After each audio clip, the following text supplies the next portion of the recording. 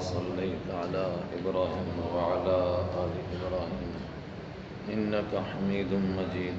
اللهم بارك على محمد وعلى آل محمد كما باركت على إبراهيم وعلى آل إبراهيم إنك حميد مجيد. الحمد لله وحده والصلاة والسلام على من لا نبي بعده. أعوذ بالله من الشيطان الرجيم. بسم الله الرحمن الرحيم.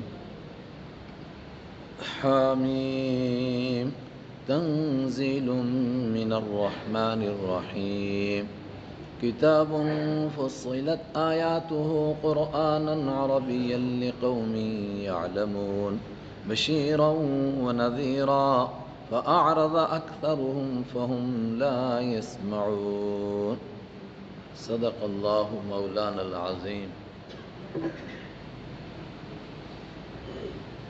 اللہ تعالی مجھے اور آپ کو اور ہم سب کو قرآن پاک کی فہم عطا فرمائے. حامیم 7 سورتوں کے شروع میں ہے اور یہ اس کی دوسری سورت ہے. اور میں نے عرض کیا کہ حامیم میں کیا ہوتا ہے. ان تمام صورتوں میں اللہ تعالیٰ کی توحید کا بہت واضح بیان ہے، بہت دلائل کے ساتھ ثابت کیا جاتا ہے پروردگار اکیلا ہے، اکیلا عبادت کے لائق ہے. جیسا کہ ہم اس سے پہلے صورت میں پڑھ آئے ہیں. اس صورت میں 2 باتیں مزید ہیں. اس مضمون کے علاوہ اللہ تعالیٰ کی توحید کا بیان ہے، حضرت رسول اکرم صلی اللہ علیہ وسلم کی رسالت کا بیان ہے، قرآن پاک کی صداقت کا بیان ہے. اور یہ صداقت کا بیان کہاں سے آیا کہ جو آدمی اللہ کو مان جائے، اللہ کے حبیب صلی اللہ علیہ وسلم کو مان جائے، تو اس کو صرف خود ماننا کافی نہیں بلکہ اس کو اس کا پیغام دوسروں تک پہنچانا ہے، اس کو اس کی دعوت دینی ہے دوسروں کو، اور اس کے لیے اپنی جان کو خطرے میں ڈالنا ہے، اس کے لیے محنت کرنا ہے. تو اس دعوت کے لیے بنیادی محور کیا ہے جس کے اوپر جس کے گرد گھومے گی دعوت؟ کس چیز کی دعوت دیں گے؟ فرمایا وہ قرآن پاک کی دعوت ہوگی. قرآن پاک کا 5 اس صورت میں 5 رکوع، ہر رکوع میں قرآن پاک کا بیان. اور یہ بیان خاص طور سے اس صورت میں ہے کہ قرآن پاک اللہ نے بنایا ہی ایسا ہے، قیامت تک نہ اس کے الفاظ کوئی بدل سکے گا، نہ اس کے معانی بدل سکے گا. کوشش کریں گے لوگ، لیکن قرآن پاک کے اندر ایسی طاقت ہے کہ ان کے وہ باتیں، ان کے وہ معنی، ان کی وہ تفسیریں چل نہیں سکیں گی. اور اللہ ہر دور میں ایسے لوگوں کو پیدا کرتا رہے گا کہ جو ان کی ملاوٹ کو الگ کریں گے، دودھ کا دودھ، پانی کا پانی ہو جائے گا. یہ بیان ہے اس میں. اور یہ بیان بھی ہے کہ جب تم اس دین کی دعوت دو گے تو پھر کیا ہوگا. نافرمان بھڑکیں گے، کافر بھڑکیں گے، مشرک بھڑکیں گے. تو ان کی سب سے بڑی کوشش کیا ہوگی؟ کہا ان کی سب سے بڑی کوشش وہی ہوگی جو اس زمانے میں تھی، قیامت تک وہی رہے گی. آج بھی وہی ہے اور بڑی کارگر بھی ہے. وہ کیا ہے؟ وَقَالَ الَّذِينَ كَفَرُوا لَا تَسْمَعُوا لِهَذَا الْقُرْآنِ. نافرمان لوگوں کو اس کے لیے تیار کریں گے کہ تم اس قرآن کو نہ سنو. جو کچھ سنو بڑی اچھی بات ہے، قصے سنو، کہانیاں سنو. اپنے طور پر کوئی عبادت وبادت کرتا ہے، کوئی آدمی کہتا ہے جی میں توحید پر چلنا چاہتا ہوں، چلتا رہے. مگر قرآن جب لوگ سنائیں تم کو قرآن نہ سنو، اس لیے کہ قرآن سنو گے تو تمہارے شرک کی دھجیاں اڑا دے گا. وہ تمہارے فرسودہ خیالات چلنے نہیں دے گا. تو مشرکوں کی یہ دعوت رہے گی کہ قرآن مت سنو، اور ایمان والے کی یہ ذمہ داری ہوگی کہ وہ قرآن سب کو سنائے. بہت زبردست مضمون اس صورت کا. اور زور بیان کتنا ہے وہ اس سے آپ اندازہ لگائیں کہ حضرت رسول اکرم صلی اللہ علیہ وسلم کی دعوت کے لیے مکہ کے مشرکین جب ہر پہلو سے ناکام ہو گئے، تقریباً 5 یا 6 سال گزرے ہیں تب یہ صورت نازل ہوئی ہے. اور اکثر نے کہا کہ جب حضرت حمزہ ایمان لائے ہیں اور حضرت عمر رضی اللہ تعالیٰ عنہ ایمان لانے والے تھے یا بس لا چکے تھے، انہی دنوں میں یہ صورت نازل ہوئی ہے۔ یہ کون سا دور تھا؟ یہ وہ دور تھا جب مکہ کے مشرکین نے پہلے مرحلے میں کیا کیا کہ لوگوں کو ان کے خلاف بھڑکائیں گے، یہ خود ہی چپ ہو جائیں گے، بات چلی نہیں۔ پھر کہا کہ ابو طالب کو ان کے خلاف کریں گے، وہ ہوئے نہیں۔ پھر انہوں نے ایک فیصلہ کیا کہ جو ان کے کمزور لوگ ہیں ان کو جہاں ملے وہی مارو، جہاں ملے وہی مارو کمزوروں کو۔ جب کمزوروں کی چیخ و پکار لگے گی دوسرے لوگ ڈر جائیں گے، تو جو بڑے لوگ ہیں جن کے اوپر ایرے غیرے ہاتھ نہیں ڈال سکتے ان کو کیا کریں؟ کہا ان کو ان کے خاندان کے حوالے کر دو، ان کے خاندان والے خود ان سے نمٹیں گے۔ چنانچہ بڑے لوگوں میں سے ہیں حضرت ابوبکر صدیق رضی اللہ عنہ، حضرت عثمان رضی اللہ عنہ، لیکن ان کو بھی اتنا ستایا گیا، اتنا پریشان کیا گیا کہ ہجرت تک کرنے پر مجبور ہوئے۔ کس نے پریشان کیا؟ اپنے خاندان کے لوگوں نے۔ اس وقت میں انہوں نے کہا یار یہ تو بات بڑھ ہی نہیں رہی ہے، کوئی حل نکالو اس مسئلے کا۔ تو ساری کابینہ بیٹھی، میں نے سراج منیرہ میں تفصیل سے اس کا تذکرہ کیا ہے، یہ الگ الگ دور میں نے بتانے کی کوشش کی ہے۔ تو ساری کابینہ بیٹھی، انہوں نے کہا کوئی حل نکالو اس کا۔ تو کہا کیا حل نکالا کہ ان کو کچھ لے دے کے اوپر تیار کرو، ان کو تیار کرو کہ کچھ سودا بازی ہو جائے، اس طرح نہیں کام چلتا ہے۔ اور اس کے لیے انہوں نے اپنے میں سے تیار کیا تھا عتبہ کو، میں بتا چکا ہوں عتبہ، اس کو تیار کیا۔ اور اس نے، وہ کون تھا؟ ایک تو جہاں دیدہ انسان تھا، قیصر اور کسریٰ اور نجاشی کے دربار میں حاضری دے چکا تھا، بادشاہوں کے ساتھ بیٹھ چکا تھا۔ دوسرے نمبر پر خود شاعر تھا، شاعری زبردست جانتا تھا۔ تیسرے نمبر پر جادوگری اور جوتشی اور یہ کہانت کا علم بھی اس کو کافی آتا تھا، ان تمام باتوں سے واقف تھا۔ اور چوتھے نمبر پر اس کے اندر دوسرے کو منوانے کی طاقت تھی، جس کو آسان لفظوں میں آپ کہیں گے موٹیویشن پاور، کس طرح کسی کو قائل کیا جا سکتا ہے اپنی بات کے لیے۔ تو ابو جہل نے بات چھیڑی، اس نے کہا یہ کام کون کر سکتا ہے؟ تو سب نے کہا عتبہ کر سکتا ہے۔ اس کو آپ کے پاس بھیجا، اور میں نے یہ بات پیچھے بتا دی کہ اس نے آپ کو کتنی چیزوں کی لالچ دی تھی؟ 5 چیزوں کی لالچ دی۔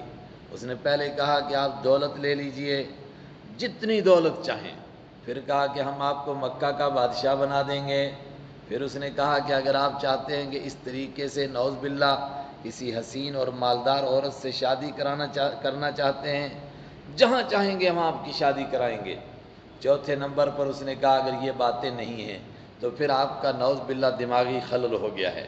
اور ہر دور کے نبیوں کو یہی کہا گیا، جو دین کی سچی بات کہے گا اس کو لوگ یہی کہیں گے پاگل ہو گیا ہے۔ کہا آپ کو دماغی خلل ہے تو ہم آپ کا علاج کرائیں گے۔ اور چوتھے نمبر پر اگر یہ بھی نہیں تو پھر آپ پر کوئی جادو ہو گیا ہے، پھر آپ پر کسی جن کا اثر ہے، تو ہم کسی اچھے ماہر عامل کو تیار کریں گے جو اس طرح کا جادو جنتر کا علاج کرتا ہے، وہ آپ کا علاج کرے گا۔ آپ نے اس کی ساری باتیں سنی، آپ نے فرمایا تو نے جو کہنا تھا وہ کہا؟ اس نے کہا میں نے کہا۔ قرطبی میں یہ روایت ہے تفسیر قرطبی میں کہ آپ نے فرمایا اگر میں کہوں تو سنے گا؟ اس نے کہا آپ کی بھی سنوں گا۔ فرمایا اب تو سن۔ تو آپ نے فرمایا میری نہ سن، تو اپنے رب کی سن۔ تو آپ نے سورہ حامیم السجدہ پڑھ کر سنانی شروع کی۔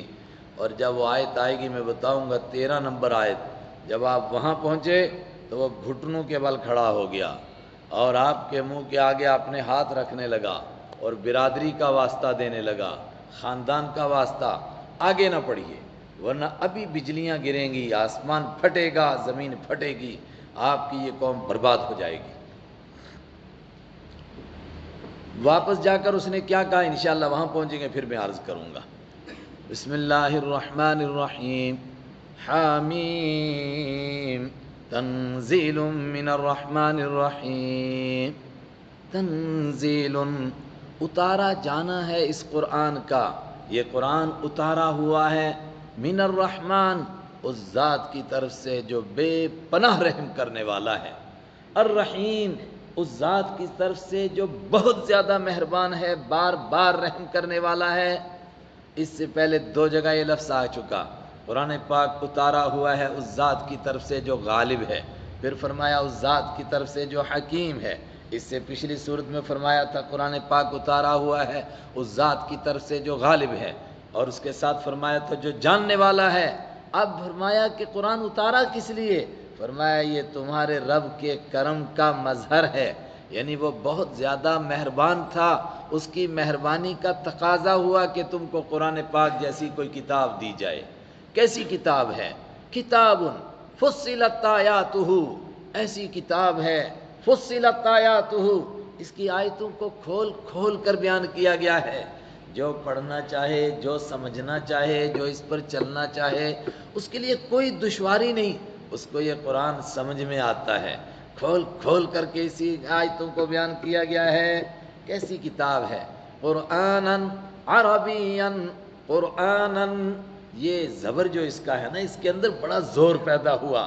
اب وہ ترجمے میں سے ہم کیا زور پیدا کر سکتے ہیں؟ یہ ایسی چیز ہے قرآناً جو بار بار پڑھی جانے والی ہے، بار بار پڑھی جائے گی۔ قرآن کا معنی بار بار پڑھی جانے والی چیز، بہت زیادہ پڑھی جانے والی چیز ہے۔ اور یہ قرآن نے تب کہا جب ابھی پورا نہیں اترا تھا۔ آج کوئی بتائے قرآن سے زیادہ کوئی کتاب پڑھی جاتی ہے؟ غیر مسلموں سے پوچھیں بھئی آپ کے پاس، کہتے ہیں ہاں پڑھی ہے، وہ بائبل ہمارے پاس بھی پڑھی ہے۔ وہ پڑھی ہے اور یہ پڑھی جا رہی ہے۔ کتنی پڑھی جا رہی ہے خود ہی آپ سوچ لیں۔ قرآناً، بار بار پڑھی جانے والی کتاب ہے۔ عربیاً، ٹھیٹ عربی زبان میں ہے، خالص عربی زبان میں ہے۔ لیکن خالص عربی میں کیوں ہے؟ میں نے پیچھے بھی بتایا تھا، عربی میں اس لیے کہ اس کے پہلے مخاطب عربی تھے، جن کو سب سے پہلے سنانا تھا وہ عربی تھے۔ لیکن دوسرے معنی، عربی ہی کا دوسرا معنی ہے صاف صاف بیان کرنے والی ہے۔ کیوں؟ اس لیے کہ عربی میں جس طرح صاف صاف بات کہی جا سکتی تھی، کوئی دوسری زبان اس کی طاقت نہیں رکھتی تھی کہ بیان کر سکے۔ سمجھانے کے لیے کہتا ہوں، جس طرح آج میڈیکل سائنس کے مضامین ہیں تو ڈاکٹروں کو ہم کہتے ہیں یار اردو میں پڑھاؤ نا، ہندی میں پڑھاؤ نا، وہ کہتے ہیں جی پڑھا ہی نہیں سکتے ہیں، اس کی ساری اصطلاحات انگریزی میں ہیں، تو وہاں گوروں کے ہاں سے آئیے ہم کیسے بنائیں؟ حالانکہ رشیا والے پڑھا رہے ہیں، چائنا والے پڑھا رہے ہیں، ترکی والے پڑھا رہے ہیں، دوسرے پڑھا رہے ہیں، لیکن بہرحال اس میں کوئی دو رائے نہیں ہے کہ چونکہ اس کے موجد گورے ہیں تو ان کی زبان میں جب پڑھتے ہیں تو سمجھ میں آتی ہے، دوسری زبان میں پڑھائیں گے نئی بات بنے گی۔ قرآن پاک جو بات کہنا چاہتا تھا وہ عربی کے سوا کسی دوسری زبان میں کہنا آسان نہیں تھا، لوگ نہ سمجھ پاتے۔ عربیاً، ٹھیٹ عربی زبان میں ہے۔ کس لیے اتری ہے؟ لِقَوْمٍ يَعْلَمُونَ، ایسے لوگوں کے لیے جو جانتے ہیں، جن کے پاس کچھ فہم ہے، جن کے پاس کچھ عقل ہے، جو جاننا چاہتے ہیں ان کے لیے نازل ہوئی ہے۔ مگر جان کر جو انجان رہے دہر میں، ان سے بھی بڑھ کر کوئی نادان رہے۔ جانتے ہیں لیکن جان کر کہتے مانیں گے نہیں، ورنہ اس لیے اتری تھی جو جانتے ہیں، جو کچھ سمجھ رکھتے ہیں ان کو قرآن سے فائدہ ہوگا۔ چنانچہ جن کو بالکل سمجھ نہیں ہے، سنتے ہی نہیں ہیں بیچارے، بھاگتے ہیں قرآن کا نام سن کر کے۔ بشیراً و نذیرا، کیسا قرآن ہے یہ؟ ابھی اسی کی تعریف چل رہی ہے۔ بشیراً، یہ خوشخبری دینے والا ہے، کس کی؟ جو اس کو مانے گا اس کے لیے جنت کی خوشخبری، اس کے لیے دنیا میں کامیابیوں کی خوشخبری، اس کے لیے دنیا میں سکون کی، راحت کی خوشخبری۔ نذیراً، ڈرانے والا ہے۔ کس کو ڈراتا ہے؟ جو نہیں مانے گا اس کے لیے جہنم ہے، اس کو جہنم سے ڈراتا ہے، اس کو قبر کے عذاب سے ڈراتا ہے، اس کو موت کے وقت میں شکلیں بگڑنے سے ڈراتا ہے، موت کے وقت کے عذاب سے ڈراتا ہے، اور دنیا میں پریشان ہونے سے، اور معیشتاً ضنکا، سورہ طٰہٰ میں گزر چکا، جو ہم کو نہیں مانتے ہیں دنیا میں ان کو سزا نہیں دوں گا مگر ان کو ٹینشن والی زندگی دوں گا۔ یہ آسان ترجمہ ہے آج کی زبان میں۔ معیشتاً ضنکا، ایسی زندگی دوں گا جو تنگی والی ہوگی، مگر کون سی تنگی؟ کہ روزی کے ڈھیر لگے ہوں گے، گھر میں ڈھیر لگا ہے سونا چاندی کا، مگر بندہ پریشان ہوگا، سب کچھ ہوگا مگر پریشان ہوگا۔ بشیراً، پھر خوشخبری دینے والا ہے یہ قرآن، نذیراً، ڈرانے والا ہے۔ میں نے کہا دنیا میں معیشتاً ضنکا سے ڈرانے والا، ٹینشن والی زندگی، اور آخرت میں اللہ کے عذاب سے ڈرانے والا ہے۔ یہ قرآن اللہ کے کرم کا، اللہ کے رحمان اور رحیم ہونے کا ایک نمونہ تھا، اس کا مظہر تھا کہ اس نے کیا مہربانی کی، مگر ہائے قرآن جب ملا تو کیا ہوا؟ فَأَعْرَضَ أَكْثَرُهُمْ فَأَعْرَضَ تو منہ موڑ لیا، اعراض کر لیا، دوسری طرف منہ موڑ دیا، اکثرہم ان میں سے اکثر نے، فہم لا یسمعون تو وہ سننا ہی نہیں چاہتے ہیں، آج سنتے ہی نہیں ہیں۔ اور میں کہہ رہا ہوں کہ یہ سارے انسانوں کو کہا گیا، آج ملت کا یہ حال ہے۔ وہ لوگ جن کو گھٹنے گھس گئے ہیں نماز پڑھتے مرتے، مگر قرآن نہیں سننا چاہتے ہیں۔ عجیب بات ہے بھئی، کیوں نہیں سننا چاہتے ہیں؟ اپنے دماغ میں کچھ خیالات بنائے ہوئے ہیں، قرآن سنیں گے تو وہ ٹوٹیں گے، اس لیے وہ چاہتے سنو ہی مت تاکہ عمل ہی نہ کرنا پڑے۔ بھائی ٹھیک ہے ٹھیک ہے، اب ان کو کہو کہ قرآن پاک میں ایسا ہے تو وہ نہیں مانیں گے، اس لیے کہ قرآن پاک نہیں پڑھتے ہیں۔ فَأَعْرَضَ تو منہ موڑ لیا، اکثرہم ان میں سے اکثر نے، فَهُمْ لَا يَسْمَعُونَ تو وہ سنتے ہی نہیں ہیں۔ چنانچہ بالکل ایسا ہی کرتے تھے، کانوں میں کیلے وہ روئی ٹھونس لیتے تھے، سننا نہیں، کان نہیں لگانا، اور کیا کرتے تھے؟ دوسروں کو کہتے تھے کان بند کرو، اور کیا کہتے تھے؟ آگے آ رہا ہے وَالْغَوْ فِيهِ جب قرآن پاک پڑھا جائے تو شور مچاؤ، کسی کے کان میں نہ پڑے۔ فَهُمْ لَا يَسْمَعُونَ یہ سننا ہی نہیں چاہتے ہیں۔ اور کیا کہتے ہیں؟ رسول اکرم صلی اللہ علیہ وسلم سے کہتے تھے کہ جناب آپ تو باتیں بہت سناتے ہیں، لیکن کیا کریں، ہمارے دلوں کے اوپر پردے چڑھے ہوئے ہیں۔ کس کے پردے؟ کہتے تھے ہمارے دل میں پہلے سے باپ دادا کی ہدایت موجود ہے، جب وہ ہدایت سے بھرے ہوئے ہیں تو اب آپ کی بات اس کے اندر کیسے گھسے گی؟ وہ تو پردے میں پڑے ہوئے ہیں۔ وقالو اور انہوں نے کہا قلوبنا ہمارے دل فی اکنتن پردے میں ہیں، مما تدعونا الیہ اس چیز کی طرف سے، تدعونا آپ بلاتے ہو ہم کو، الیہ جس چیز کی طرف آپ ہم کو بلاتے ہیں، جس کی دعوت دیتے ہیں، اس کی طرف سے ہمارے دل پردے میں پڑے ہوئے ہیں، ہمارے دلوں پر پردے ہیں، ہم کو نہیں سنائی دیتی ہیں آپ کی باتیں، ہم تک پہنچتی نہیں ہیں۔ وفی آذاننا وقر اور ہمارے کانوں کے اندر وقر ہے۔ وقر کا آسان ترجمہ کرتے ہیں اردو والے، ڈانٹ لگی ہوئی ہے، لیکن اصل مسئلہ ہے وقر کا معنی نہ سننے کی بیماری۔ ہمارے کانوں میں وقر لگا ہوا ہے، ہمارے کانوں میں کان بوجھل ہیں، اردو والے کہتے ہیں، نہ سننے کی بیماری ہے، ہمیں اونچا سنائی دیتا ہے، ہم نے سنا ہی نہیں۔ کیا کہہ رہے تھے آپ؟ اللہ اکبر۔ وفی آذاننا وقر اور ہمارے کانوں میں ڈانٹ ہے، ومن بیننا وبینک حجاب اور ہمارے بیچ میں اور آپ کے بیچ میں پردے لٹکے ہوئے ہیں۔ فعمل اننا عاملون جا تو اپنا کام کر، اننا عاملون ہم اپنا کام کریں گے۔ تو اپنی توحید کو چھوڑتا نہیں، ہم اپنی شرک کو بھی چھوڑیں گے نہیں۔ فعمل تو اپنا کام کر، اننا عاملون ہم اپنا کام کرنے والے ہیں۔ یہ مکہ کے مشرک کہہ رہے ہیں۔ دوبارہ اس آیت پر غور کرو کہ آج کے لوگ بھی یہی نہیں سوچ رہے ہیں؟ وقالوا قلوبنا اور وہ کہتے ہیں قلوبنا ہمارے دل فی اکنت پردے میں ہیں، مما تدعونا الیہ اس چیز کی طرف سے جس کی آپ ہم کو دعوت دیتے ہیں، وفی آذاننا وقر اور ہمارے کانوں کے اندر ڈانٹ ہے، ہم کو نہیں سنائی دے رہا ہے، ومن بیننا وبینک حجاب اور آپ کے اور ہمارے بیچ میں پردے ہیں۔ فعمل تو جا تو اپنا کام کر، اننا عاملون ہم اپنا کام کرنے والے ہیں، ہم نہیں چھوڑنے والے ہیں۔ ایسے اور دنیا بھر کے اندر جتنے لوگ قرآن پاک کو نہیں مانتے، تقریباً 999,000 میں سے نہیں، لاکھ میں سے کہیے 99,000 999 ایسے ہی ہیں کہ جنہوں نے قرآن پاک پڑھا نہیں ہے، سنا بھی نہیں ہے، کبھی دیکھا بھی نہیں ہے، لیکن قرآن کو گالیاں دیتے ہیں، کہتے ہیں نہیں مانتے ہم، قرآن میں ایسا ہے اور ایسا ہے۔ بھائی تو نے پڑھا قرآن؟ کہتا پڑھا نہیں جی میں نے۔ ہائے ہائے۔ اور سورہ یونس میں ہے کہ مجھے لوگوں سے یہ گلہ نہیں کہ لوگ قرآن کو مانتے کیوں نہیں، گلہ یہ ہے پڑھتے کیوں نہیں۔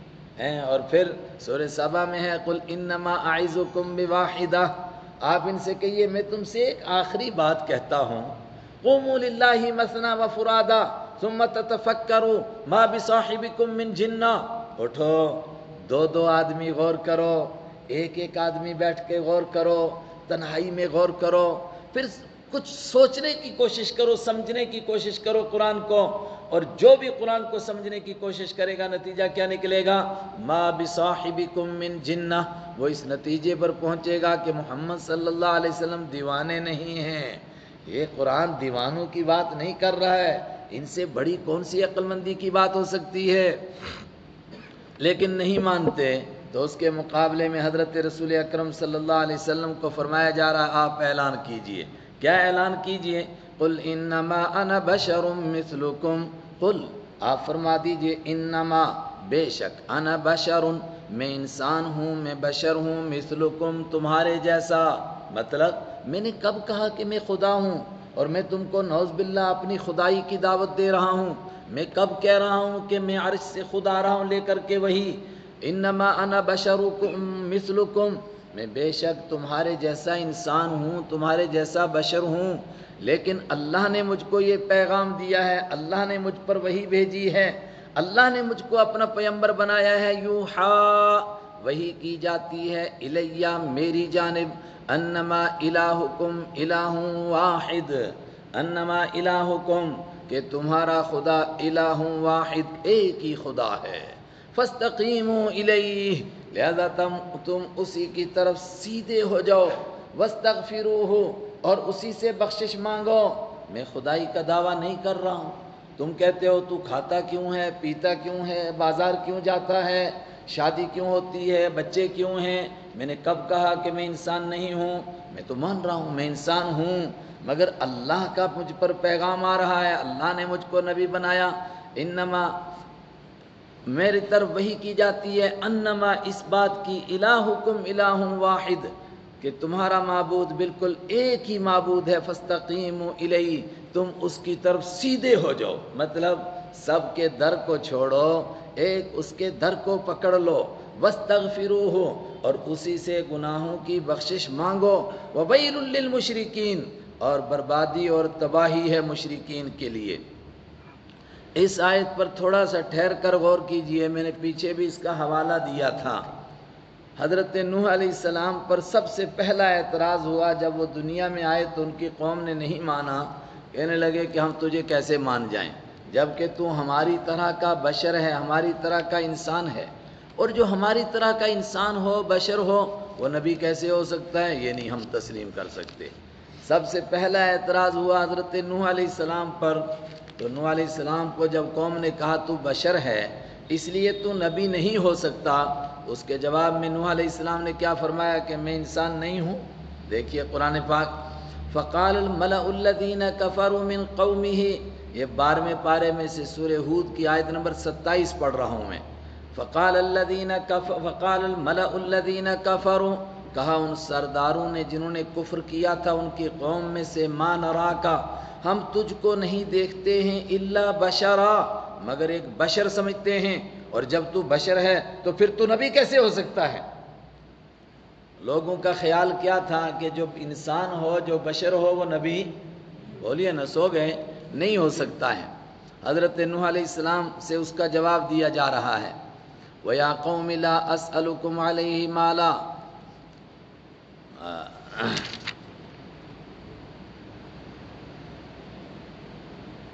قال یا قوم ارأیتم ان کنت علی بینۃ من ربی، نوح علیہ السلام اس کا انکار نہیں کرتے، فرماتے ہیں میری قوم اگر میں اپنے رب کی طرف سے ایک دلیل پر ہوں اور اللہ نے میرے اوپر وحی کی رحمت کی بارش کی ہو، فعمیت علیکم اور وہ تم پر پوشیدہ ہو گئی ہو، تو پھر میں کیا اس کو زبردستی تمہارے سر لگا دوں گا؟ پھر فرماتے ہیں ولا اقول لکم عندی خزائن اللہ، یہ نوح علیہ السلام فرما رہے ہیں، اور میں تم سے نہیں کہتا ہوں کہ میرے پاس اللہ کے خزانے ہیں۔ یہ کیا مسئلہ ہے؟ لوگ سمجھتے تھے کہ بزرگ وہ ہوتا ہے جس کے پاس کائنات کے خزانے ہوتے ہیں، بس جس کے سر پر ہاتھ رکھ دیا وہی قارون بن گیا، جس کو بس کہہ دیا جاؤ، جس کی پیٹھ پر ہاتھ رکھ دیا وہی وقت کا قارون بن گیا، یعنی اس کے ہاتھ میں پروردگار کے خزانوں کی کنجیاں ہوتی ہیں۔ اور ان کا اعتراض کیا تھا کہ جو آپ پر ایمان لاتا ہے، کلمہ پڑھتا ہے، وہ تو بیچارہ بھوکا مر رہا ہے، ہم کیسے مانیں کہ آپ نبی ہیں؟ وہ جواب دیتے ہیں میں نے تم سے نہیں کہا کہ میرے پاس اللہ کے خزانے ہیں، ولا اعلم الغیب، اور میں خود غیب نہیں جانتا ہوں، جو باتیں اللہ مجھ کو بتاتا ہے وہ تم کو بتاتا ہوں۔ تیسری بات، ولا اقول انی ملک، اور میں تم سے نہیں کہتا ہوں کہ میں فرشتہ ہوں، میں تو مان رہا ہوں میں انسان ہوں، میں نے کب کہا میں فرشتہ ہوں؟ ہر نبی پر یہی اعتراض ہوتا رہا۔ یہ میں نے نوح علیہ السلام کا پیش کیا۔ قرآن پاک میں جن نبیوں کا تذکرہ ہے ان میں سب سے پہلے نوح علیہ السلام کا تذکرہ ہے۔ نوح علیہ السلام سے پہلے کسی نبی کا قرآن میں تذکرہ نہیں ہے، تو نوح علیہ السلام پر یہ اعتراض ہوا تو ان کے بعد سارے نبیوں پر اسی طرح ہوتا رہا۔ کس طرح ہوتا رہا اس کے لیے میں ایک اور آیت آپ کو سناتا ہوں سورہ ابراہیم کی، کہ سارے نبیوں کو مل کر لوگوں نے کیا کہا ہر دور میں، قرآن پاک نے اس کا بیان کیا۔ قالوا ان انتم، یہ سورہ ابراہیم کی 13ویں پارے کی آیت نمبر 10 پڑھ رہا ہوں۔ قالوا ان انتم الا بشر مثلنا، ہر دور کے نبیوں کو قالو لوگوں نے کہا، ان انتم، یہ جمع کا لفظ ہے، تم نہیں ہو الا بشر، مگر تم بشر ہو، انسان ہو، مثلنا، ہمارے جیسے۔ جب تم ہمارے جیسے انسان ہو تو ہم تمہیں کیسے نبی مان لیں؟ جو ہم جیسا انسان ہوگا اس کو ہم نبی کیسے مانیں گے؟ قالت لهم رسلهم، کہا ان سے ان کے رسولوں نے، ان نحن الا بشر مثلکم، بے شک ہم نہیں ہیں، یہ 11ویں آیت آ گئی، ما نحن، ان نحن، ہم نہیں ہیں، الا بشر، مگر بشر ہیں، انسان ہیں، مثلکم، تمہارے جیسے۔ تو پھر فرق کیا ہے؟ ولیکن اللہ یمن علی من یشاء، لیکن اللہ جس پر چاہتا ہے اپنے بندوں میں سے احسان کرتا ہے۔ یہ تو میں نے چند آیتیں پیش کی، اور خود رسول اکرم صلی اللہ علیہ وسلم کے لیے یہ جو آیت ہے، قل، آپ کہہ دیجئے، انما، بلا شبہ، انا بشر مثلکم، میں بشر ہوں، یہ کئی مقام پر ہے قرآن پاک میں، یہی نہیں ہے، اس سے پہلے سورہ کہف کی آخری آیت یہی ہے۔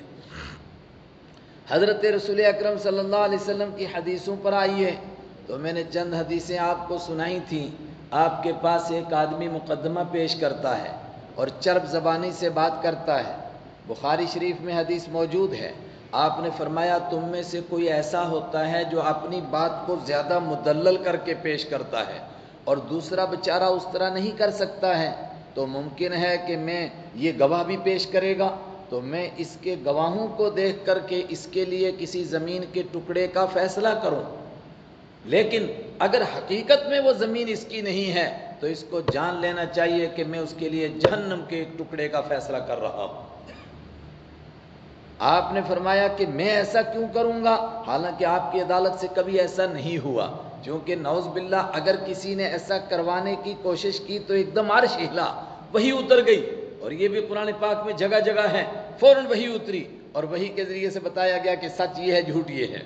مثلا سورہ نساء میں ہے 5ویں پارے میں، ایک آدمی منافق تھا، اس نے چوری کی، اور چوری کر کے اس نے جو آٹا لیا تو وہ آٹے کی ایک لکیر لگتی ہوئی اس کے گھر تک چلی گئی، اور ساتھ میں کچھ ہتھیار بھی لیے تھے، لیکن رات بھر آٹا روٹیاں پکاتے رہے، کھاتے رہے، خوشی مناتے رہے، لیکن پھر اس کو محسوس ہوا کہ ہم تو پکڑے جائیں گے، تو اس نے وہ بوری اٹھائی اور اس کی ویسی آٹے کی گرتی ہوئی تھوڑی تھوڑی لکیر چلتی گئی، تو ایک یہودی کے پاس امانت رکھ دی، اس کو کہا کہ یار تو اپنے پاس رکھ لے کہ کہیں میں نہ پکڑا جاؤں، نہ، اس کو یہ تھوڑا کہا، اس کو کہا کہ یہ میری امانت ہے اور کسی کو بتانا نہیں، ایسا ویسا۔ دوسرے دن مقدمہ پیش ہوا حضور صلی اللہ علیہ وسلم کی عدالت میں، اور اس کی طرف چونکہ آٹے کا نشان جا رہا تھا تو سب نے اس پر شک کیا، اس کو پکڑا گیا، تو اس کی قوم کے سارے لوگ آ گئے اور انہوں نے کہا جی عجیب بات ہے، بغیر ثبوت کے، بغیر دلیل کے اس کو یہ مورد الزام بنا رہے ہیں، کوئی ان کے پاس ثبوت نہیں ہے، تحقیق کرو، تلاش کرو، چھاپے مارو، آٹا کہاں ہے؟ تو چھاپا مارا تو آٹا تو یہودی کے گھر میں ملا۔ یہودی نے کہا یہ تو اس نے میرے پاس امانت رکھا ہے، اس نے کہا کون گواہ ہے، کس کے سامنے امانت رکھا ہے؟ قریب تھا کہ یہودی بیچارہ چور بن جاتا اور یہ نام کا مسلمان اور حقیقت میں بدبخت منافق یہ بچ جاتا، لیکن فوراً آیت نازل ہوگی قرآن پاک کی جس میں بتایا کہ نہیں نہیں، یہودی چور نہیں ہے بلکہ یہ چور ہے، اس نے چوری کی ہے، اس کا نام بھی آتا ہے، اس کے قبیلے کا نام بھی آتا ہے، چنانچہ اس کو پکڑا جانے والا تھا مگر وہ بھاگ گیا اور مکہ کے کافروں سے جا کر کے مل گیا۔ تو میں کہہ رہا ہوں کہ حضور کی عدالت میں ایسا ہونے نہیں دیا اللہ نے، لیکن آپ نے اس موقع پر فرمایا کہ اگر میں ایسا فیصلہ کر دوں تو میں ایک بشر ہوں، انسان ہوں، انسان سے ایسی خطا ہو سکتی ہے، ایسا فیصلہ ہو سکتا ہے، مگر اس کا مطلب یہ نہیں ہے کہ وہ زمین کا حقدار بن گیا ہے۔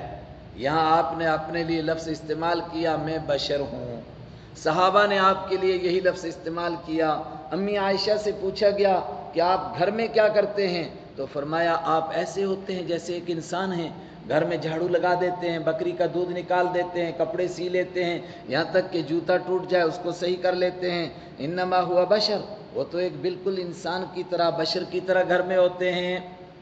تو یہ الفاظ استعمال کیے گئے آپ کے لیے۔ میں بار بار اس لیے کہہ رہا ہوں کہ آج ایمان والوں میں بھی ایک طبقے کا ذہن بن رہا ہے کہ یہ لفظ جو ہے وہ حضور کے لیے نہیں استعمال کر سکتے، حالانکہ ابھی پیچھے آیت گزری تھی، میں نے کہا اللہ تعالیٰ نے جب سب سے پہلے آدم علیہ السلام کو پیدا کیا تو فرشتوں کو کیا کہا؟ میں کس کو پیدا کر رہا ہوں؟ میں ایک بشر کو پیدا کرنے والا ہوں، اور مٹی سے پیدا کروں گا۔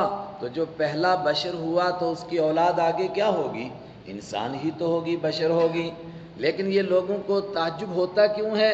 کیونکہ اس عربی لفظ کا ترجمہ اپنی زبان میں سمجھتے ہیں، تو عربی میں اس کا بشر کا معنی انسان، مگر ہماری زبان میں اس کا معنی کیا ہوتا ہے؟ سیاہکار، بدکار، گنہگار، بھول جانے والا وغیرہ وغیرہ۔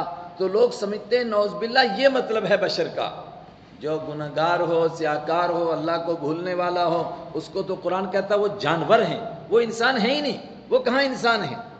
آگے بڑھیں، مثلکم تمہارے جیسا ہوں، اس کو بھی سمجھیں، تمہارے جیسے کا کیا مطلب ہے؟ تمہارے جیسے کا نعوذ باللہ یہ کوئی خیال بھی نہیں کر سکتا کہ جیسا انسانوں کا مرتبہ ہے ایسا حضور کا مرتبہ ہے، یہ کوئی سوچ سکتا ہے؟ جو امام الانبیاء ہیں، جو خدا کے بعد پوری کائنات میں سب سے بڑے بزرگ ہیں، تو مثلکم کا یہ معنی ہو سکتا ہے؟ میں نے کہا قرآن پاک سے معلوم ہوتا ہے صرف 4 باتیں ہیں جس میں کہا کہ آپ انسانوں کی طرح ہیں۔ 4 باتیں کیا؟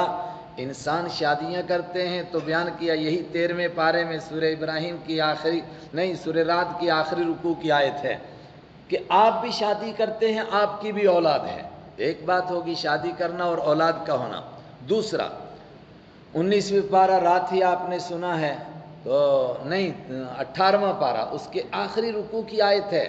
مکہ کے کافر حضور سے کہہ رہے تھے مالی حاضر رسول، ارے یہ کیسے ہو سکتا ہے رسول، یا کل الطعام، یہ کھانا کھاتا ہے اور پانی پیتا ہے۔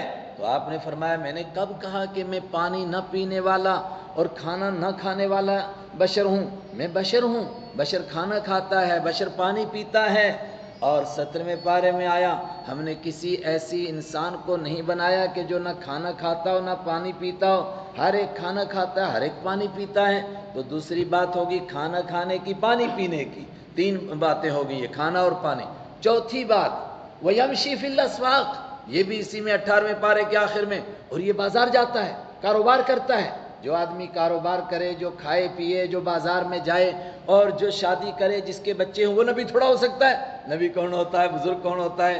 نبی تو بڑی بات ہے، میں نے پہلے بھی بتایا تھا کہ بزرگ پوچھو کون ہوتا ہے تو لوگ فوراً کہیں گے بزرگ وہ ہوتا ہے جی جو نہ کھاتا ہے نہ پیتا ہے، ہوا میں اڑتا ہے، دریاؤں کے اوپر مسلح ڈال کے نمازیں پڑھتا ہے، کھانا پینا تو بات ہی نہیں، شادی نہ بیاہ نہیں، کچھ نہیں، بس جنگلوں میں پھرتا رہتا ہے اور رہتا بھی ننگا ہے۔ پورا ننگا ہو تو پورا ولی، آدھا ننگا ہو تو آدھا ولی۔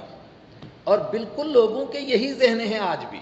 آپ تجربہ کر کے دیکھ لیجئے، میرے اور آپ کے آقا حضرت رسول پاک صلی اللہ علیہ وسلم نے فرمایا سب سے بڑے ولی کون ہیں؟ فرمایا وہ تاجر لوگ ہیں، نبیوں کے ساتھ قیامت کے دن اٹھیں گے، جو پورا ناپتے ہیں، پورا تولتے ہیں، جھوٹ نہیں بولتے ہیں، دھوکہ نہیں دیتے ہیں اور اللہ کے فرائض کو ادا کرتے ہیں، وہ سب سے بڑے ولی ہیں۔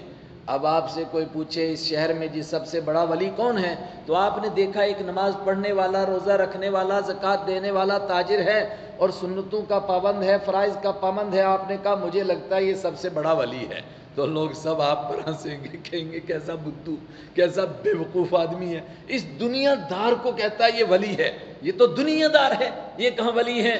اور اگر پنج پڑی پر کہا جائے کہ ایک بڈھا بیٹھا ہوا ہے اور ہے بھی پورا ننگا، تو دیکھیے پھر کیسی ساری قوم دوڑے گی اور کہے گی یہ تو پکا ولی ہے۔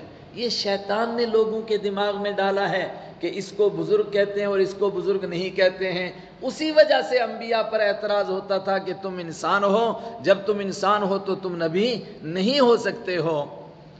اور اس سے تھوڑا سا آگے بڑھ جائیں، آج کے سبق میں عقیدے کی بات ہے. بشر ہونے کا کیا مطلب ہے؟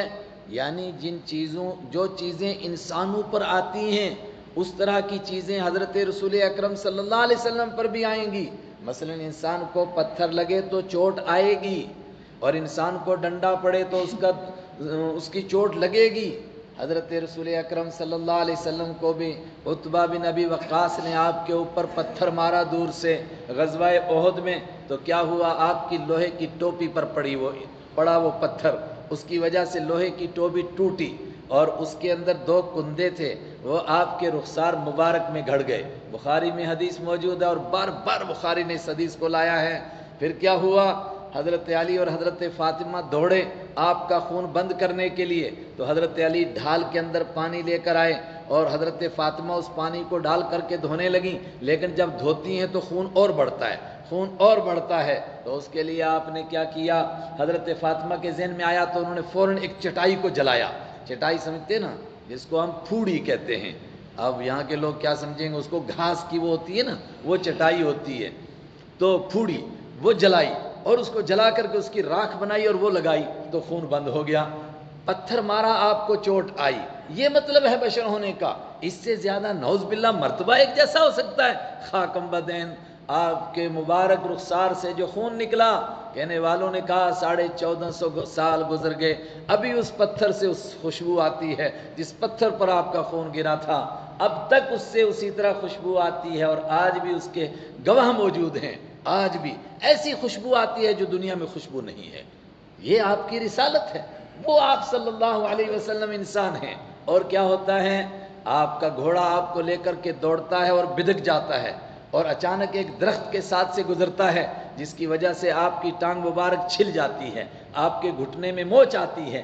30 دن تک بخاری کی روایت ہے آپ اپنے حضرت عائشہ صدیقہ کے کمرے کے اوپر ایک کمرہ ہے، دوسرا کمرہ، اس میں آپ آرام فرماتے رہے، اور اس بیچ میں آپ نے وہی نماز پڑھی. صحابہ نیچے الگ جماعت کر رہے تھے، آپ کے گھٹنے میں اتنی تکلیف تھی نیچے نہیں اتر پا رہے تھے.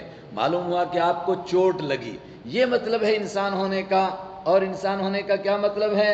خیبر کی جنگ سے واپس آ رہے تھے، حضرت صفیہ سے آپ کا نکاح ہوا. بخاری میں حدیث موجود ہے، ایک مقام پر پہنچے، صحبہ نام کا مقام ہے، اس سے آگے وہاں آپ نے تو رخصتی کی ان کے ساتھ. اس کے بعد آگے چل رہے تھے، ان کو اپنے اونٹ کے پیچھے بٹھا رکھا تھا، پردے سے وہ ڈولی سی بندی تھی، اس میں وہ پردے میں بیٹھی تھی. اچانک اونٹ بدکا اور حضرت رحمت عالم صلی اللہ علیہ وسلم اور حضرت صفیہ دونوں گرے اونٹ سے. اب کوئی کہے جی اتنا بڑا بزرگ اور گاڑی سے کیسے گر گیا، ایکسیڈنٹ ہو گئے؟ بھائی بزرگ ہے، انسان ہے نا. انسان کو جس طرح دوسرے لوگوں کو بیماری لگتی ہے، گاڑیوں سے گرتے ہیں، ایکسیڈنٹ ہوتے ہیں، زخم آتے ہیں، اس طرح آئیں گے. یہی بتانا ہے رسول پاک صلی اللہ علیہ وسلم کے اس واقعے سے بھی اللہ کو کہ دیکھو میرے حبیب بھی گر سکتے ہیں. اللہ کے حبیب ہیں، گرے ہیں، مگر اس موقع پر آپ کو چوٹ نہیں لگی. حضرت ابو طلحہ دوڑے، آئے ہائے، انہوں نے کیا کہا؟ میرے ماں باپ آپ پر قربان ہو جائیں، اصابک شیء، آپ کو کوئی تکلیف تو نہیں پہنچی؟ آپ نے فرمایا نہیں مجھے کوئی تکلیف نہیں پہنچی، البتہ تم عورت کو دیکھو اس کا کیا حال ہے. تو حضرت ابو طلحہ فرماتے ہیں میں نے پہلے تو آپ کے کپڑے سیدھے کیے آپ کے اوپر، اس کے بعد میں نے دوسری طرح حضرت صفیہ کو دیکھا، ان کے چہرے سے کپڑا ہٹ گیا تھا، میں نے ان کے چہرے پر کپڑا ڈالا. یہ مطلب ہے رسول پاک صلی اللہ علیہ وسلم کے انسان ہونے کا کہ تکلیف پہنچ سکتی ہے آپ کو بھی. بخار آیا آپ کو، آپ نے دنیا سے پردہ فرمایا، جہاں تک آپ کا مرتبہ ہے، آپ کی شان ہے. میں نے کہا یہ اظہار ہو رہا نا کہ زخمی سب ہوتے ہیں لیکن خونوں سے بدبو آتی ہے، اور 1450 سال گزر گئے اس پتھر سے بھی خوشبو آتی ہے. اللہ اکبر. قل انما انا بشر مثلکم یوحی الی انما الہکم الہ واحد. اور میں نے یہ بات کیوں زور دے کر کہی؟ بات کہتا ہوں عقیدے کی بات ہے. آج سے 1200 سال پہلے کے عالم ہیں شیخ ولی الدین عراقی، بہت پرانے، دیکھ لو 1200 سال پہلے نہیں، غلط کہا، 1100 سال پہلے کے. ابن حجر عسقلانی کے استاذ ہیں وہ، علامہ ولی الدین عراقی.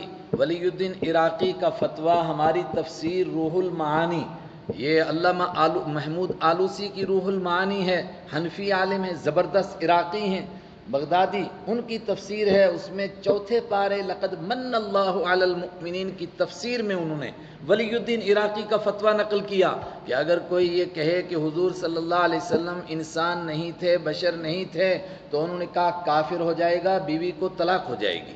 پوچھا کیوں؟ کہا اس آیت کا منکر ہے، یہ آیت بار بار قرآن میں آ رہی ہے، تو وہ تو اس آیت کا منکر ہو جائے گا، اور جب آیت کا منکر ہوگا، اللہ کہہ رہا ہے کہ آپ انسان ہیں اور کوئی کہے نہیں ہیں، تو آیت کا منکر ہو گیا۔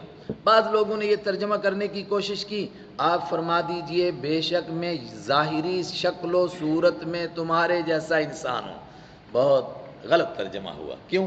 پہلی بات تو یہ کہ قرآن میں ظاہری شکل و صورت کا تو کوئی لفظ نہیں ہے، حضرت آپ نے یہ ترجمہ کس لفظ کا کیا ہے؟ دوسری بات، نعوذ باللہ، حضور ظاہری شکل و صورت میں کیا کافروں جیسے تھے؟ مثلکم تمہارے جیسا، اور تم کون ہیں؟ کافر ہیں، تو کیا نعوذ باللہ حضور ظاہری شکل و صورت میں کافروں کی طرح تھے؟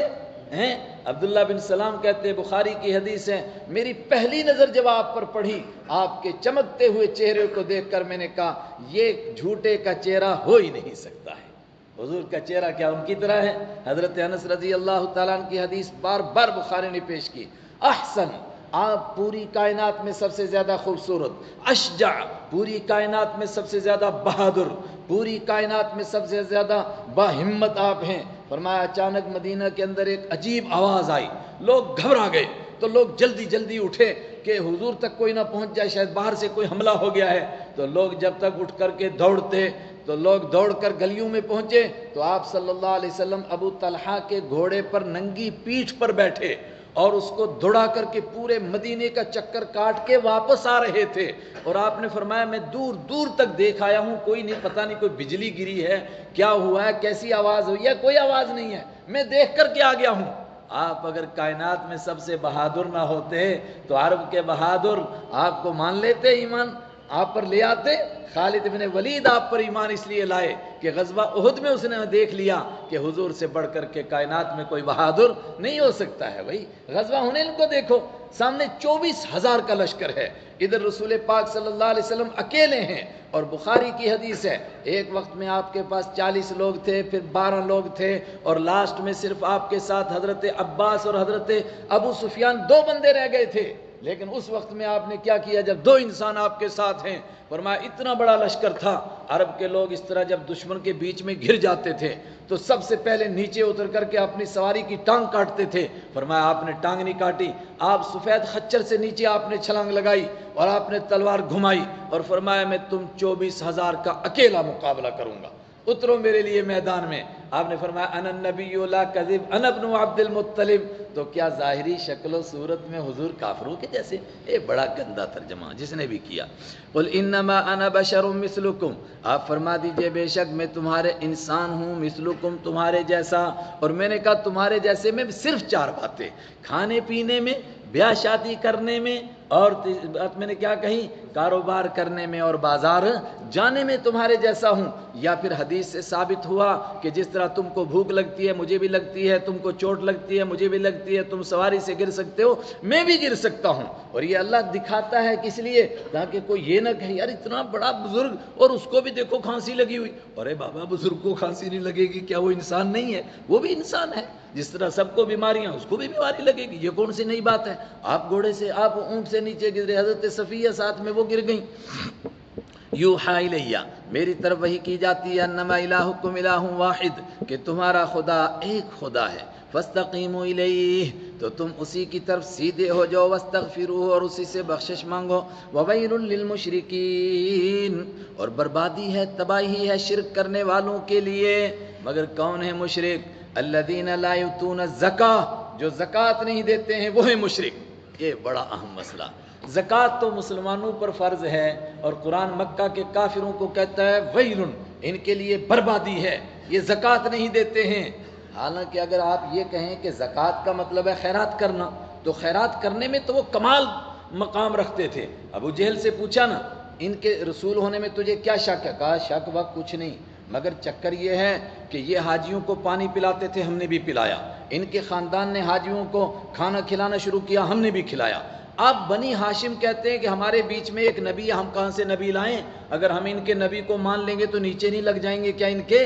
تو یہ تو ان کے خیرات کرنا، کھانا کھلانا تو ان کا کام تھا۔ اکثر نے اشارہ کیا، اس بات کی طرف اشارہ ہے کہ مکہ کے کافر ان مظلوموں پر خرچ نہیں کرتے تھے جو ایمان لائے تھے، ان کی طرف اشارہ کیا، یہ زکوٰۃ نہیں دیتے ہیں۔ تو زکوٰۃ تو فرض ہی مدینہ میں ہوئی ہے، مدینہ میں فرض ہوئی ہے زکوٰۃ ایک خاص نصاب کے ساتھ۔ وہ جمعے کے دن آپ کو سنایا تھا، جس نے سنا ہوگا سن لیا ہوگا، ورنہ زکوٰۃ مکہ میں بھی فرض تھی مگر متعین نہیں تھا، وہاں یہ تھا کہ خیرات کرو، کرتے رہو کرتے رہو کرتے رہو۔ معلوم ہوا زکوٰۃ نہ دینا مشرکوں کا کام ہے، مسلمان کا کام زکوٰۃ دینا۔ اسی طرح نماز نہ پڑھنا یہ بھی مشرکوں کا کام ہے، قرآن پاک میں ہے اقیموا الصلاۃ ولا تکونوا من المشرکین، اور نماز قائم کرو اور مشرک مت بنو۔ نماز نہ پڑھنا بھی مشرکوں کا کام، زکوٰۃ نہ دینا بھی مشرکوں کا کام۔ اب ایسے بھی مسلمانوں کے ٹھیکیدار ہیں جنہوں نے زندگی میں نہ نماز پڑھی، نہ روزہ رکھا، نہ زکوٰۃ دی۔ اللہ اکبر۔ وَهُمْ بِالْآخِرَةِ هُمْ كَافِرُونَ، اور یہ کون ہیں مشرک؟ وہ جو آخرت کا انکار کرتے ہیں۔ اس کے مقابلے میں ان الذین آمنوا، بے شک وہ لوگ جو ایمان لائے، وعملوا الصالحات، اور جنہوں نے نیک عمل کیے، لہم اجر، ان کے لیے اجر ہے، غیر ممنون، جو کبھی ختم ہونے والا نہیں ہے۔ قل أئنکم لتکفرون بالذی خلق الارض فی یومین۔ اب یہ آیتیں عتبہ سن رہا ہے، اس پر کیا اثر ہو رہا تھا آیتوں کا؟ حدیث میں ہے پہلے وہ بیٹھ کر سننے لگا، جب ان آیات کا اس پر اثر ہونے لگ گیا تو وہ پیچھے کو یوں ہوا اور اس نے اپنے ہاتھ پیچھے ٹیک لیے اور بڑی مشکل سے بیٹھ پانے لگا اور وہ گھبرانے لگ گیا، کیا آیات ہیں ایسے جھنجھوڑ۔ قل اینکم، اے میرے نبی آپ فرما دیجئے، اینکم، کیا بے شک تم لتکفرون، نہیں مانو گے، انکار کرو گے، بالذی، اس ذات کا، اس اللہ کا، الذی خلق الارض، جس نے ساری زمین کو بنایا، یومین، 2 دنوں میں۔ قرآن پاک میں جگہ جگہ کہا گیا وَلَقَدْ خَلَقْنَا السَّمَاوَاتِ وَالْأَرْضَ وَمَا بَيْنَهُمَا فِي سِتَّةِ أَيَّامٍ، ہم نے زمین کو، آسمان کو، اس کے بیچ کی ساری مخلوق کو 6 دنوں میں بنایا۔ مگر یہ پہلا مقام ہے جہاں تفصیل بتائی کہ کیسے کیسے بنایا، ورنہ اس اللہ کا انکار کرتے ہو جس نے زمین کو بنایا یومین، 2 دنوں میں۔ اور حدیث میں موجود ہے اگر اللہ چاہتا تو ایک لمحے میں نہیں، لمحے کے 1,00,000ویں حصے سے کم میں بنا سکتا تھا، لیکن اس نے تدریج کے ساتھ بنایا تاکہ اس کے بندوں کو سبق ملے کہ جو کام کرنا ہو آہستہ آہستہ کام ہوتا ہے، کر کے ہی ہوتا ہے کام۔ وَتَجْعَلُونَ لَهُ أَنْدَادًا، اور تم اس اللہ کے لیے شریک بناتے ہو، ند بناتے ہو، پھر اس کے مقابلے میں دوسروں کو پکارتے ہو۔ ذَلِكَ رَبُّ الْعَالَمِينَ، وہ جس نے زمین کو 2 دن میں بنایا وہی رب العالمین، سارے جہانوں کو پالنے والا ہے۔ وَجَعَلَ فِيهَا رَوَاسِيَ، اور بنایا اس نے فیہا، زمین کے اندر، رواسیہ، بڑے بڑے پہاڑوں کو، من فوقہا، اس کے اوپر سے۔ اور جگہ جگہ کہا کہ پہاڑوں کو ہم نے کیا کیا، کہا زمین کے اندر کیلیں ٹھوک دیں، تمید بکم، تاکہ یہ لے کر کے ڈھلک نہ جائے، چونکہ یہ پانی پر ہے، ڈھلکنے ہیں ادھر ادھر، بیلنس اس کا برابر کر دیا، ہر طرف سے اس میں پہاڑوں کی کیلیں ٹھوک دیں۔ اور کیا کیا، وقدر فیہا اقواتہا، اور متعین کر دیا، رکھ دیا زمین کے اندر، اقواتہا، اس کی روزیوں کو۔ روزیوں کا مطلب کیا ہے؟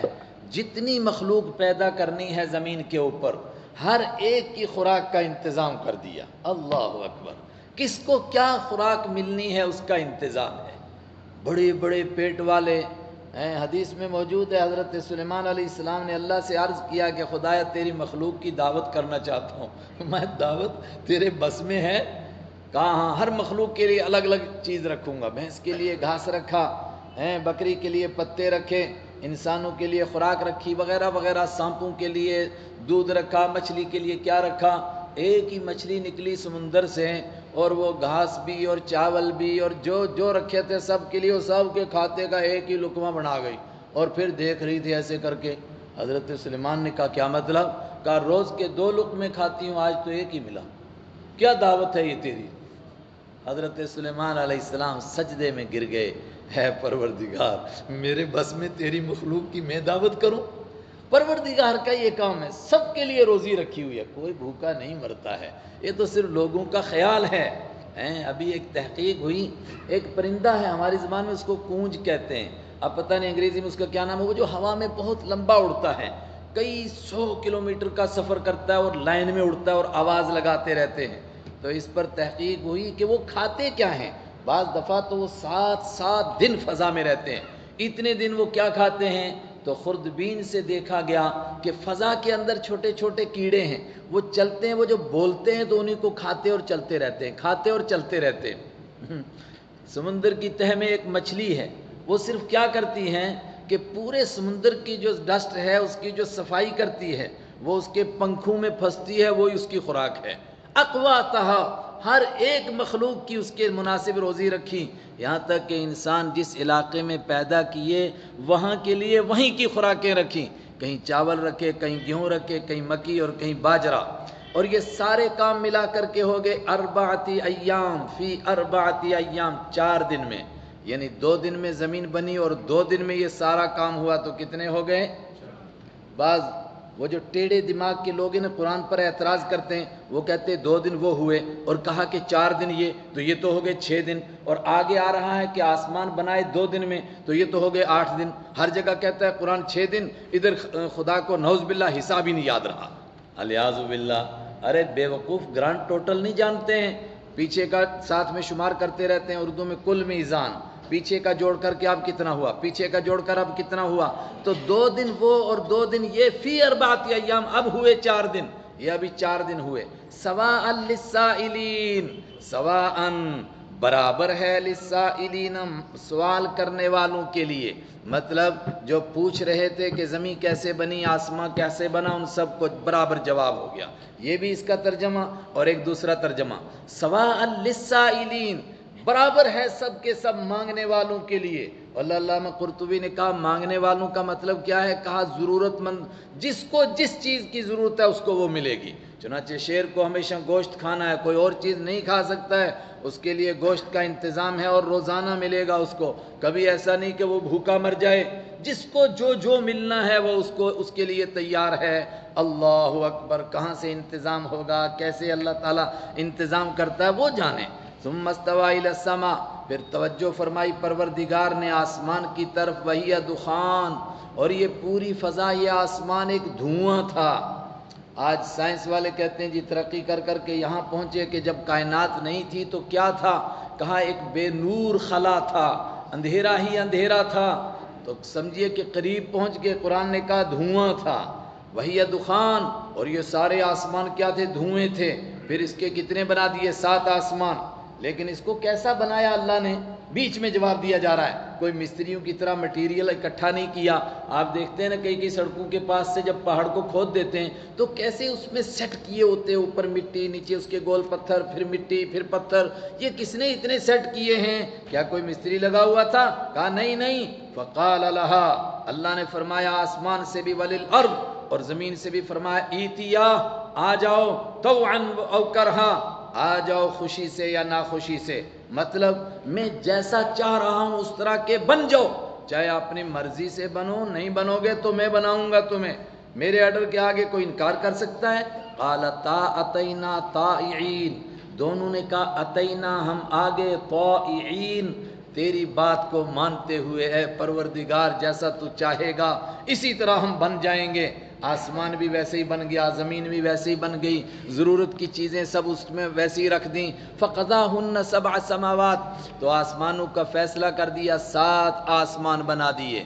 یہ کتنے میں ہوا؟ فی یومین، 2 دنوں میں۔ اب پچھلے 4 دن جوڑو اور یہ 2 دن کتنے ہوئے؟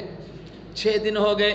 وَأَوْحَى فِي كُلِّ سَمَاءٍ أَمْرَهَا، اور ہر ایک آسمان کے اندر اس آسمان کے لائق حکم دے دیا، مطلب جس آسمان کے اندر جو کام ہونے تھے اس کا آرڈر جاری ہو گیا، اس میں یہ کام ہوگا، اسی طرح ہوتا رہے گا، ایک نظام بن گیا، جس طرح جس کو کہتے ہیں نا بے وقوفی کی زبان میں کہ نیچر ہے جی، بس سورج چڑھ رہا ہے، ڈوب رہا ہے، یا زمین چکر کھا رہی ہے، بھیا دھکا کون دے رہا ہے؟ کہتے کوئی نہیں، بس چل رہا ہے، یہ سب کا نظام چل رہا ہے، سب کچھ ہو رہا ہے، بارش برس رہی ہے، غلہ اگ رہا ہے، کون کر رہا ہے؟ کہتے کوئی نہیں کر رہا ہے، بس ایسے ہی چل رہا ہے۔ ارے ایسے ہی چل رہا ہے، اللہ کا بنایا ہوا نظام ہے، یہ صرف زمین کا تم کو نظر آتا ہے، ہر آسمان میں اسی طرح کا نظام ہے۔ وَزَيَّنَّا السَّمَاءَ الدُّنْيَا، مثلا یہ جو قریب والا آسمان ہے اس کے اور اس کے بیچ کی فضا کو خوبصورت بنایا اللہ نے، چمکایا بمصابیح چراغوں کے ذریعے سے، اس میں ستارے لگا دیے وہ چمکنے لگ گئے، وحفظا اور اس کی حفاظت بھی کی۔ اب کس سے حفاظت کی؟ ایک تو میں نے وہ کہا تھا کہ شیاطین اوپر جاتے ہیں تو ان سے آسمان کی حفاظت کی گئی ہے، یا اس کے علاوہ اور کس کس چیز سے حفاظت کی ہے اللہ ہی جانتا ہے۔ یہ کہیے سارے نظام کی حفاظت کی کہ اسی طرح رہے گا، سورج اور چاند اور ستارے جس کو جس کام پر لگا دیا وہ اسی طرح رہے گا۔ یہ کس کا فون بج رہا ہے یار؟ وحفظا ذالک تقدیر العزیز العلیم۔ اب اس آیت پر غور کرو، ذالک یہ تقدیر نظام بنایا ہوا ہے، العزیز اس کا جو غالب ہے، العلیم جو جاننے والا ہے۔ اللہ اکبر۔ مطلب جتنے بھی کائنات میں نظام ہیں فیل کیوں ہوتے ہیں؟ دو وجہ سے۔ کیوں فیل ہوتے ہیں؟ ایک اس لیے فیل ہوتے ہیں کہ آپ کے اوپر دوسرے کا نظام غالب آ گیا، آپ نے ویب سائٹ بنائی، دوسرے نے اس کو ہائی جیک کر لیا، کہیں جی دنیا کے ہینگر ہیں وہ یوں کر لیتے ہیں، جی یوں کر لیتے ہیں، اور میں عزیز غالب ہے، اس کے نظام کو کوئی ہائی جیک نہیں کر سکتا ہے۔ اس نے سورج کو، چاند کو، ستاروں کو اس نظام پر چلایا، کوئی کہے نہیں تھوڑی دیر کے لیے میں ایسا کر لوں، اس کے مقابلے میں کسی کی ہمت۔ اور نظام کیوں فیل ہوتا ہے؟ جہالت کی وجہ سے۔ آدمی کو علم نہیں ہوتا ہے کہ آگے چل کر یہ ہونے والا ہے۔ اب دوائی بنائی تھی پچھلے سال کام آنے والے کرونے کے لیے، وہ کیا پتا تھا، کہتے اس کی نسل ہی بدل گئی، دوسری قسم کا کرونا آ گیا، ہے مصیبت، اب اس کے لیے دوسری بناؤ، اس کے لیے جب تک بنے گی تب تک کوئی اور آ جائے گا، کریں گے کیا؟ یہ تو انسان کی بے بسی ہے۔ لیکن اللہ علیم جاننے والا ہے، اس کا نظام بن گیا تو بن گیا، اب اس میں کوئی رکھ نہ ڈال سکتا ہے کسی کی ہمت۔ کیسا انداز ہے، ذالک تقدیر العزیز العلیم، یہ نظام بنایا ہوا ہے العزیز غالب کا، العلیم جاننے والے کا۔ تو زمین، آسمان اور چاند اور سورج اور پوری کائنات تو اللہ کے حکم کو مان رہی ہے، اور یہ ایک انسان کیا پدی کا شوربہ، کیا ہے انسان، اس کی حیثیت کیا ہے، یہ خدا کی طاقت کو نہیں تسلیم کرتا ہے۔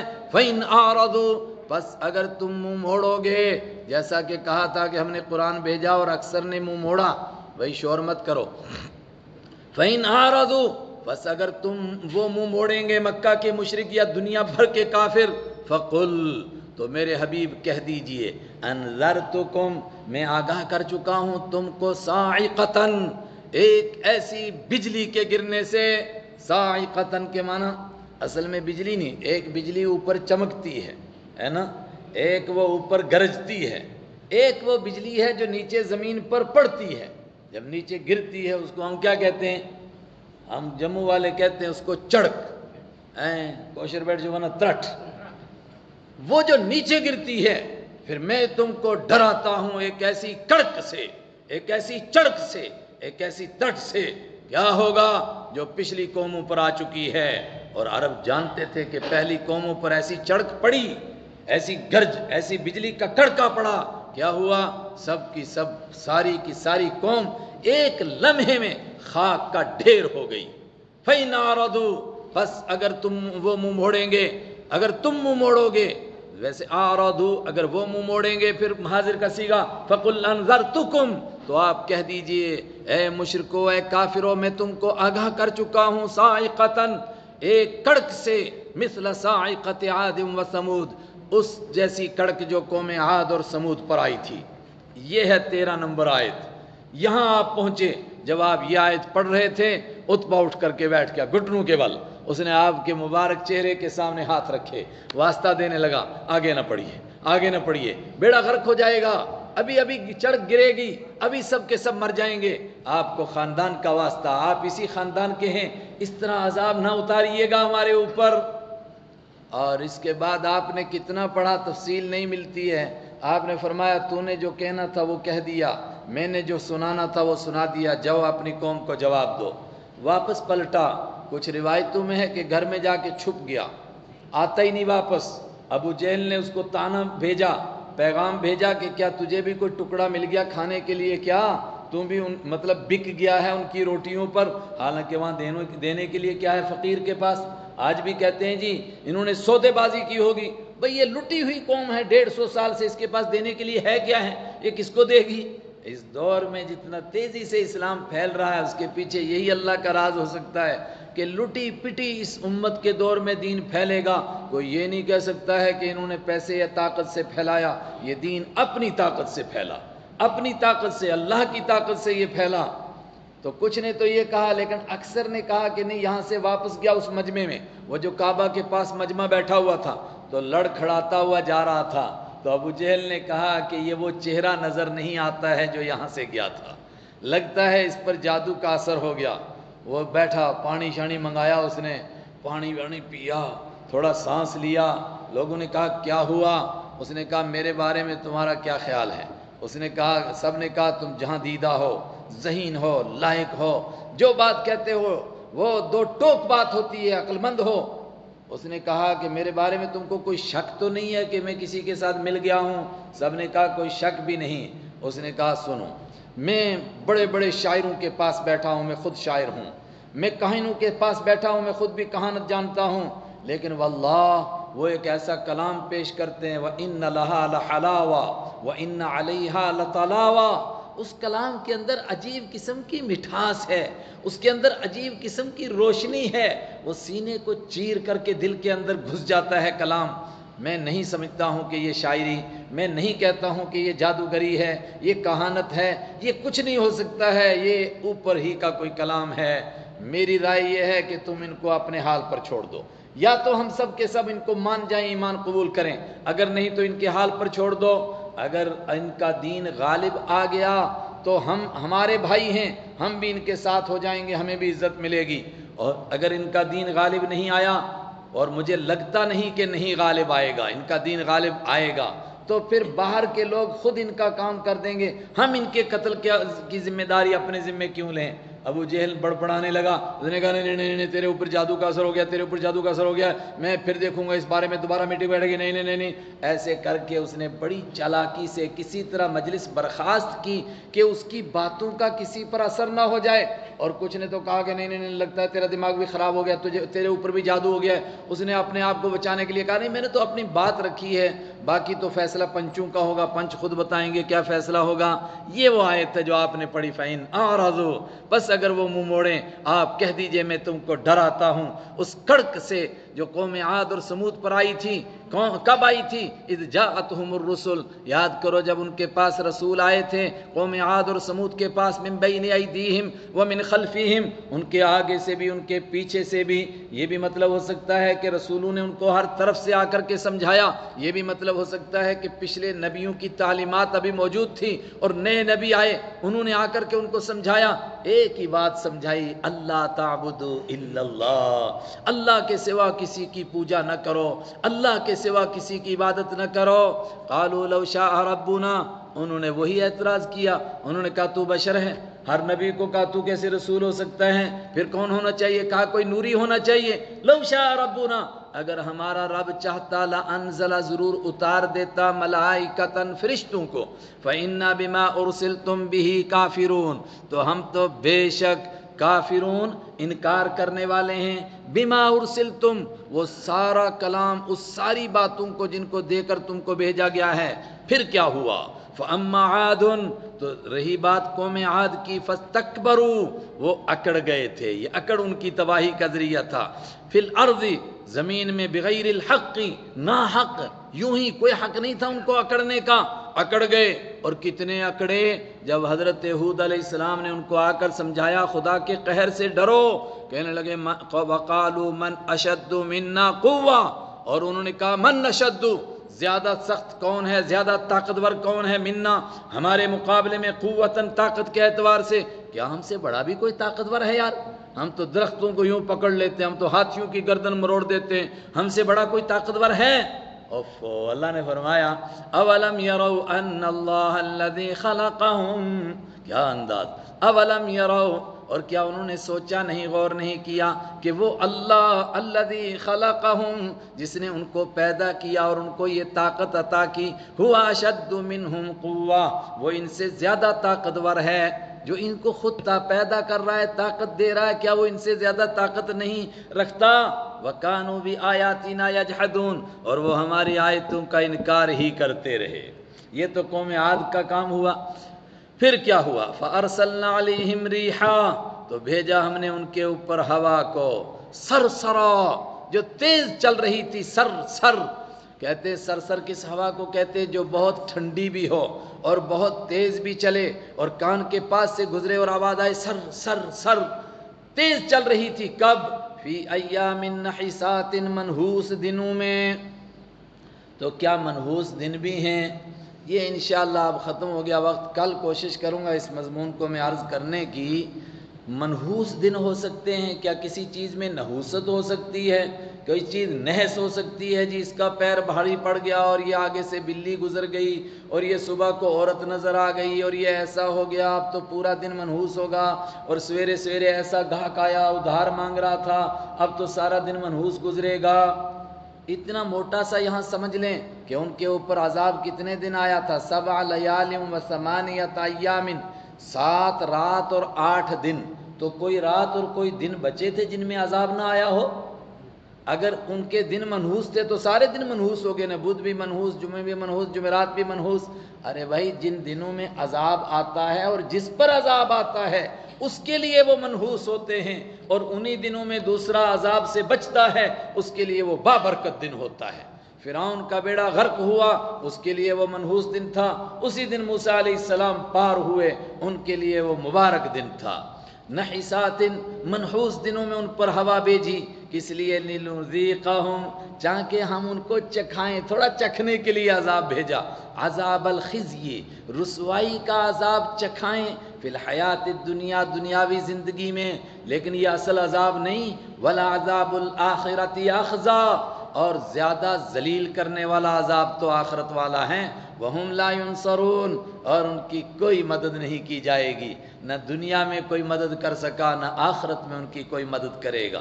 وَأَمَّا ثَمُودُ، اور رہی بات قوم سمود کی، فَهَدَيْنَاهُمْ، تو ہم نے ان کو ہدایت دے دی تھی، یعنی ان کو ایسے انتظامات ہوئے تھے کہ وہ راہ راست پر چل پڑتے، لیکن کیا ہوا؟ فَاسْتَحَبُّوا الْعَمَىٰ، انہوں نے پسند کیا عمى، اندھے رہنے کو، علی الہدیٰ، ہدایت کے مقابلے میں۔ کہنے لگے نہیں ہم تو جیسے اندھے پہلے بھٹک رہے تھے ویسے ہی بھٹکیں گے۔ پھر جب نہیں مانا حضرت صالح علیہ السلام کی بات کو، فَأَخَذَتْهُمْ صَاعِقَةُ الْعَذَابِ الْهُونِ، اوہو، آخر سے ترجمہ کیجئے، ذلیل کرنے والے عذاب کی کڑک نے ان کو پکڑ لیا۔ ان پر کیسا عذاب آیا؟ صرف ایک کڑک، بجلی کی ایک جیسے گرج ہوتی ہے، ایسی فضا میں گرج ہوئی، اور فضا میں گرج اور زمین میں زلزلہ آیا، 1 سیکنڈ کے بعد سب کے سب زمین پر مرے پڑے تھے، کوئی ایک بھی زندہ نہیں تھا۔ زمین پر وہی نہیں مرے ہوئے تھے، ان کے کھنڈرات بھی ایسے ہو گئے تھے کہ الم یغنوا فیہا، گویا کہ اس میں کبھی کوئی بسا ہی نہیں تھا۔ اللہ اکبر، کیسے عذاب آتا ہے اللہ کا۔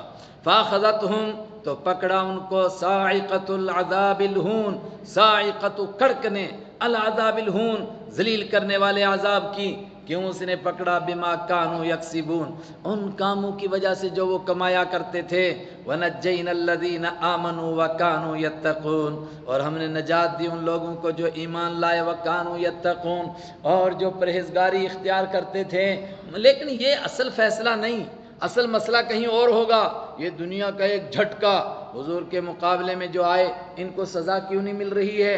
اللہ نے فرمایا ان کو سزا ملے گی تو مر جائیں گے نا، ان کو سزا وہاں دوں گا، لا یموت فیہا ولا یحیا، جہاں نہ موت آئے گی نہ زندگی نصیب ہوگی۔ ہائے ہائے، وہ عذاب کہاں ہوگا؟ اس کا تھوڑا سا منظر بس یہ پڑھ لیتے ہیں، چھٹی کرتے ہیں۔ وَيَوْمَ يُحْشَرُ، ترجمہ پڑھ لیتے ہیں، دوبارہ دہرا لیں گے کل۔ وَيَوْمَ يُحْشَرُ أَعْدَاءُ اللَّهِ، اور یاد کرو جب جمع کیا جائے گا اللہ کے دشمنوں کو، إِلَى النَّارِ، جہنم کے پاس، فَهُمْ يُوزَعُونَ، پھر ان کو بانٹا جائے گا، چور، بدماش، ڈکیت، ہر ایک کو الگ الگ کرو۔ حتی اذا ما جاؤوها، یہاں تک کہ جب وہ آ جائیں گے ہاں جہنم کے قریب، شہید علیہم، گواہی دیں گے، علیہم ان پر، ان کے خلاف، سمعہم، ان کے کان بھی، وابصارہم، اور ان کی آنکھیں بھی، نہیں آگے بڑھو، وجلودہم، اور ان کی چمڑیاں بھی ان کے خلاف گواہی دیں گی، بما کانوا یعملون، جو کچھ وہ کرتے تھے، اور بندے پریشان ہوں گے. وقالوا لجلودہم، اور وہ اپنی کھالوں سے کہیں گے لما شہدتم علینا، تم نے کیوں ہمارے خلاف گواہی دی، تم کیسے بولنے لگ گئے؟ کہا ہم بولے نہیں، ہم کو بلوایا گیا. آج دنیا میں یہ زبان کا لوتھڑا اس کے اوپر کا حصہ بولتا ہے، اس دن بال بولے گی، بال کا ایک ایک کھال بولے گی، کھال کا ایک ایک بال بولے گا. قالو، وہ جواب دیں گے انتقنا، ہم کو بلوایا ہے، بولنے پر مجبور کیا.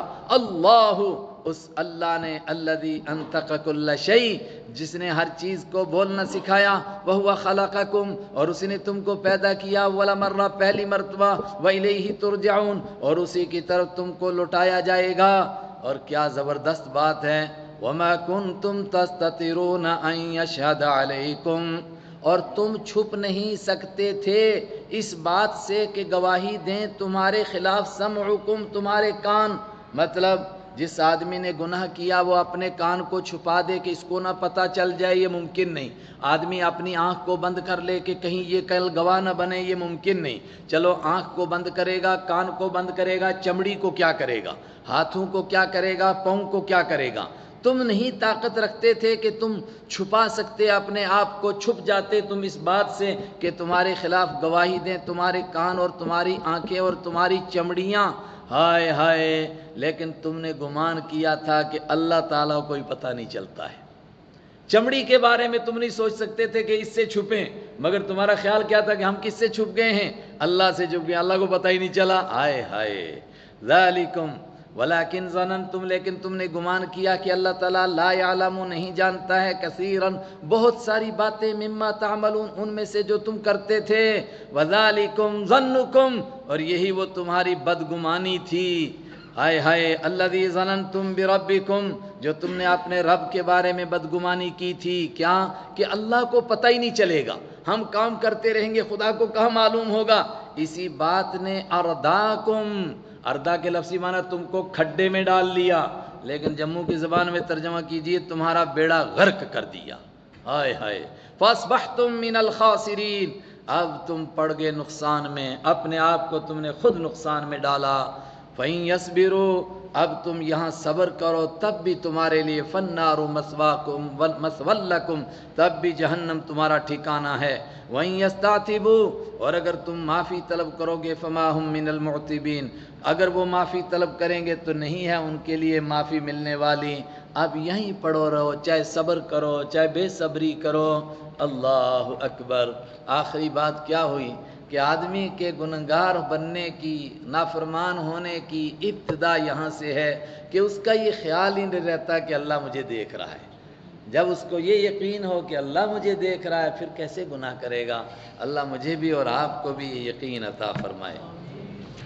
صدق اللہ مولانا العظیم.